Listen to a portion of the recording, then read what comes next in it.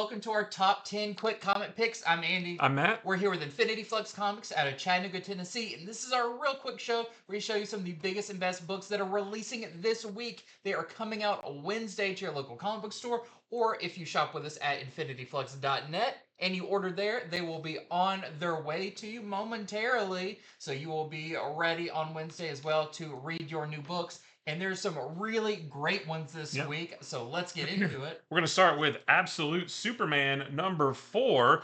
And this issue is a little bit more focused on Lois Lane as she travels the globe, just trying to find Superman or at least get more information about him. But the people who have interacted with him aren't giving up that information freely.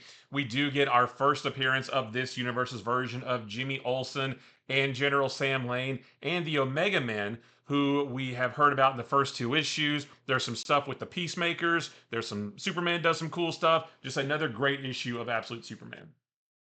First up for me, I've got Star Wars Legacy of Vader, Rise of Kylo Ren. This is awesome. This is a new ongoing series. And if you've been looking for a new Star Wars book to jump onto, this is it. It is fantastic. It follows Kylo Ren after Last Jedi, but before Rise of Skywalker. He's killed his father. He's almost killed his mother. His master, his former master, has died and kind of made a laughing stock of him. What does Kylo Ren do next? How does he become the new Supreme Leader of the First Order?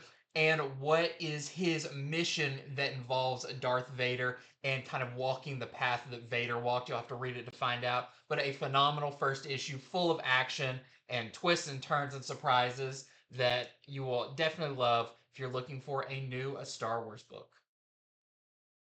Next up is Power Man Timeless number 1, and this is a follow up to the 2023 edition of Timeless, where we saw this overpowered version of Power Man. And in this one, he is transported to an Earth that is not his, where Danny Rand has passed away. And because of that, he flies off into space, but it's not before too long that he runs into this really powerful warrior named Aeon the Knife. They get into a big knockdown, drag out fight. Power Man gets his butt whooped, and then some weirdness happens. I'm not quite sure. Yeah. So it's a little bit weird after that. But this new powerful warrior, Aeon, is not done with Luke Cage. I believe their next battle is going to be bigger and better. So if you want some just knockdown, drag out, bare knuckle brawling on a cosmic scale, this is a good book to get. Next up, I've got the Ultimates, issue number 9. This is big because it's the first appearance of Ultimate Luke Cage. And in this version, it's not too different than the 616 version, but Luke Cage has been put in prison from a very young age for a crime that he doesn't know anything about, even his lawyer doesn't know anything about. But he has to survive in the Ultimate Universe version of the prison system that's maybe run by AIM or something like that. He does meet some familiar faces while he's in this prison, but one day a mysterious gift shows up to him from Tony Stark, much like it did with Spider-Man. And how will that change the future of the Ultimate Universe? This is a really cool, kind of a one and done story, but you know we will be seeing more of this Luke Cage coming up in the future. So very exciting there with the first appearance of Ultimate Luke Cage and maybe the first appearance of some other Ultimate characters that look familiar. Well, next we have Justice League, The Atom Project number 2. And this book is split into 2 halves. It goes back and forth between present day as the Atoms, Ray Palmer and Ryan Choi, are trying to track down Captain Atom, who has somehow collected various powers. I don't really know why. I think maybe he wants to destroy them, but I also don't know why that is. And also about 3 weeks prior, before he got his powers back, and it shows where his powers went. And it's pretty bizarre. I didn't see that coming. So just more of the Atoms trying to figure out how to fix everybody's broken powers. And what is Captain Atom up to? I still don't know yet. Next up, I've got Wolverine number 6. This is a really fun issue as Wolverine has been dealing with this adamantine, this other metal that's speaking to him through his bones. But he's not the only one because Laura Kinney also shows up and says, hey, that's been happening to me too. So the two team up to face off against some of the brainwashed adamantine other villains that we've seen so far in a very action-packed issue I thought was really cool with a very surprising last page that maybe is reveals some of what's going to be the big bad of this series. So a fun issue of Wolverine with number 6. And next up, we have EC's Cruel Kingdom #2, and this gives us 3 more short one and done stories set with a kind of a fantasy flavor to them, but also a little bit horror too. There's a story of a knight who receives a sword that makes him immune from all pain and all attacks, but that may be more of a curse than a blessing. There is a story about a woman who gets saved from being burned at the stake for allegedly being a witch, but the story doesn't end there. And there's a story about 2 princes who will do whatever it takes to take the throne from their father, the king, after he passes away. Next up, I've got the Rocketfellers, issue number 3. This is another great issue of this series, as we see more of the Rockefeller family trying to adapt to the year 2025, which is ancient history for them.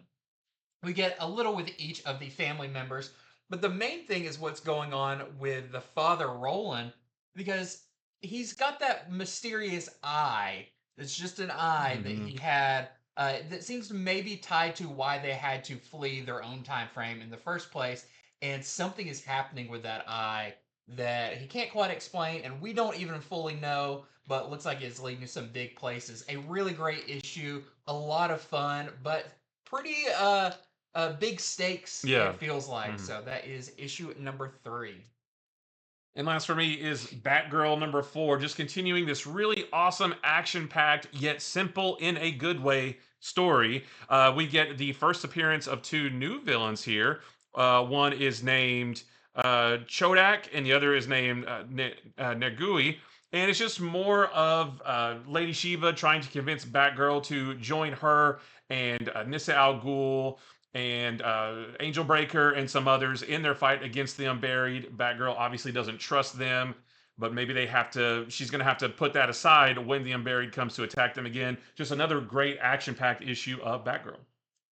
And lastly, for me, one that we haven't talked about in quite a while, but I want to spotlight. This is Poison Ivy number 30, which is the little book that could, because this was originally supposed to be 6 issues, Yep. then 12 issues, then an ongoing. It has made it to issue 30. And this is really cool because it is a flip book.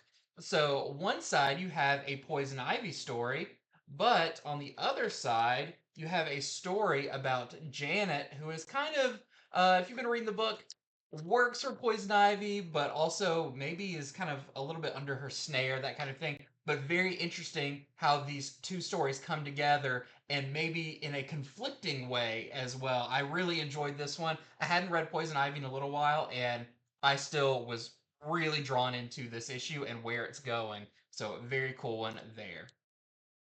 And that is it for our top 10 quick comic picks. Thank you so much for watching. Head over to infinityflux.net right now because these books are up there. They are live. You can order them right now while supplies last so you don't miss out on any of these awesome comic goodness. There's a lot of first appearances this week, a lot of big, exciting issues, continuations of big series like Absolute Superman. So don't miss out on any of that. And once again, leave us in the comments what you're most excited for Mhm. because we love hearing from you and talking with you and all of that good stuff. So until next time, see ya.